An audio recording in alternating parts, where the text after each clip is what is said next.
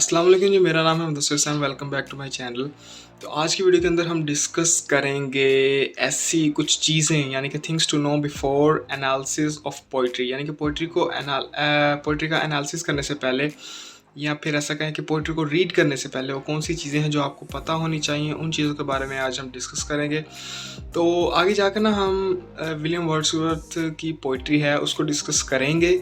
तो उसको डिस्कस करने से पहले मैंने कहा एक बार मतलब इन चीज़ों के ऊपर एक डेडिकेटेड वीडियो होनी चाहिए। तो आज की वीडियो में हम वही डिस्कस करेंगे। सबसे पहले हम देखेंगे एनालिसिस जो होता है वो क्या होता है, उसकी कौन से टाइप्स हैं, किस तरह का एनालिसिस होता है। उसके बाद रोल ऑफ पंक्चुएशन पोइट्री के अंदर क्या होता है।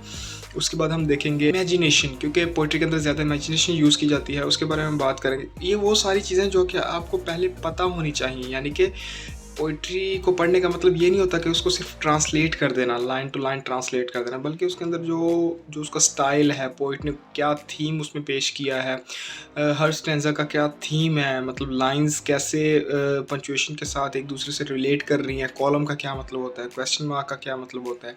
ये वो सारी चीज़ें हैं जो कि मतलब पोइट्री को एनालाइज करने से पहले, उसको रीड करने से पहले ये सारी चीज़ें ध्यान में रखनी पड़ती हैं। तो ये ऐसे मतलब फ़जूल की चीज़ें नहीं हैं, इनका आपको पहले पता होना चाहिए। तो आगे जाकर हम विलियम वर्ड्स की जो पोइट्री है उसको डिस्कस करेंगे इंशाल्लाह। तो उससे पहले इसलिए मैंने सोचा कि ये वाली चीज़ें पहले बता देनी चाहिए।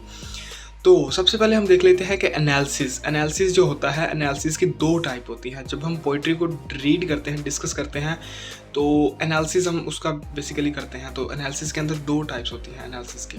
पहली जो टाइप होती है वो होती है स्टाइलिस्टिक एनालिसिस, और दूसरा होता है क्रिटिकल एनालिसिस। यानी कि स्टाइलिस्टिक एनालिसिस और क्रिटिकल एनालिसिस, अब इन दोनों में डिफरेंस क्या होता है ये मैं बताता हूँ। स्टाइलिस्टिक एनालिसिस जो होता है उसमें हम देखते हैं कि व्हाट, यानी कि पोइट क्या कह रहा है, और हाउ हाँ, व्हाट एंड हाउ, यानी कि पोइट ने क्या कहा और किस तरह से कहा। यानी कि जो उसका राइटिंग स्टाइल है ना, उसको हम ध्यान में रखते हुए उसको एनालाइज करते हैं, उस पोइट की पोइट्री को। और एक और चीज़ के स्टाइलिस्टिक एनालिसिस में हम पोइट की मतलब पोइट के बारे में हमें ना भी पता हो तो हम नहीं देखते, बस उसके वर्क को एनालाइज करते हैं स्टाइलिस्टिक एनालिसिस में। लेकिन अगर हम बात करें क्रिटिकल एनालिसिस की, तो क्रिटिकल एनालिसिस के अंदर हम देखते हैं कि व्हाट एंड वाई, यानी कि पोइट ने अगर ये पोइट्री लिखी है तो क्यों लिखी है, इसका बैकग्राउंड क्या है, इसमें थीम क्या यूज़ किया है, पर्पस क्या था पोइट का ये सब लिखने के लिए, उसकी फिलॉसफी क्या थी, मेन चीज़। तो ये दो टाइप थी एनालिसिस की। तो हम इंशाल्लाह जब पोइट्री डिस्कस करेंगे तो ये दोनों चीज़ें उसमें देख कर चलेंगे, क्योंकि translation line to line translation करना है हमारा, ये मकसद नहीं है।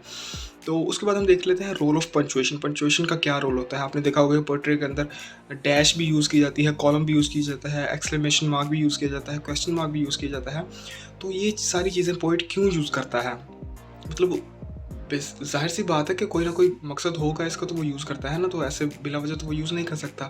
तो ये सारी चीज़ें भी हम इसके अंदर देखेंगे। उसके बाद हम देखते हैं कि पोइट्री के अंदर ज़्यादा यूज़ की जाती है इमेजिनेशन, और तो उसके ऊपर भी मैं थोड़ा सा आपको बता देता हूँ। इमेजिनेशन जो होती है उसकी दो टाइप होती है, दो टाइप कह लें या दो टाइप होती हैं। पहली जो होती है वो है प्राइमरी इमेजिनेशन, दूसरी होती है सेकेंडरी इमेजिनेशन। प्राइमरी इमेजिनेशन जो होती है वो कॉमन होती है, मतलब हर बंदा जो जो भी कुछ इमेजिन कर सकता है, उसकी इमेजिन करने की जो पावर होती है, हर बंदे में जो पावर होती है उसको कहते हैं प्राइमरी इमेजिनेशन। लेकिन जो सेकेंडरी इमेजिनेशन होती है वो सिर्फ पोइट्स के पास होती है। यानी कि पोइट्स उस लिमिट तक जा सकते हैं, इमेजिनेशन की उस लिमिट तक जा सकते हैं जहाँ पर जाकर वो अपनी पोइट्री के अंदर चीज़ों को इमेजिन करके उसको लिखते हैं। वो होती है सेकेंडरी इमेजिनेशन, जो कि स्पेसिफिक होती है पोइट्स के लिए, और ये गॉड गिफ्टेड होती है। कोई बंदा इसको अपनी लाइफ के अंदर रहते हुए किसी भी से एक्वायर नहीं कर सकता, ये गॉड गिफ्टेड होती है ये चीज़। उसके बाद अगर इमेजिनेशन की बात हो रही है तो वहीं पे मैं आपको फैंटेसी और इमेजिनेशन का डिफरेंस भी बता देता हूँ। फैंटेसी और इमेजिनेशन का डिफरेंस ये होता है कि फैंटेसी के अंदर हम देखते हैं कि जब हम किसी पास्ट के इवेंट को डिस्कस करते हैं, यानी कि पास्ट के अंदर कोई इवेंट हुआ है उसको हम जब डिस्कस करते हैं, उसको रिकॉल करते हैं, उसको मेमोराइज मतलब उसको याद करने की कोशिश करते हैं, उसके बारे में सोचते हैं पास्ट वाली किसी चीज़ के बारे में, तो उसको कहते हैं फैंटेसी या फैंटेसिज्म, ये उसी से निकला है, एक ही चीज़ है फैंटेसी। और अगर बात की की जाए इमेजिनेशन की, इमेजिनेशन होती है जब आप फ्यूचर के बारे में कुछ इमेजिन करते हैं, फ्यूचर के बारे में कुछ प्रिडिक्ट करने की कोशिश करते हैं, उसके बारे में सोचते हैं, अपनी तरफ से इमेजिन करते हैं, तो ये चीज़ होती है इमेजिनेशन। और ये डिफरेंस होता है इमेजिनेशन और फैंटेसी में। आई होप कि आपको जो मैंने चीज़ें बताई हैं वो समझ आ गई होगी। अगली वीडियो में इंशाल्लाह हम विलियम वर्ड्सवर्थ की जो ओड है इंटिमेशन ऑफ इमिटेशन, वो वाली, उसको इंशाल्लाह डिस्कस करेंगे। उसके बाद 2 और भी हैं। तो माह रमज़ान चल रहा है, तो इसलिए या इसमें हम मतलब अभी ट्रांसलेशन तो थोड़ी सी मुश्किल है। तो माह रमज़ान के बाद यानी कि इंशाल्लाह ईद के बाद हम अपना वो 12th नाइट जो है उसको स्टार्ट करेंगे, और उसके बाद इंशाल्लाह फिर ओथेलो और फिर आगे विलियम शेक्सपियर के जो बाकी प्लेस हैं उनको भी इंशाल्लाह कवर करेंगे।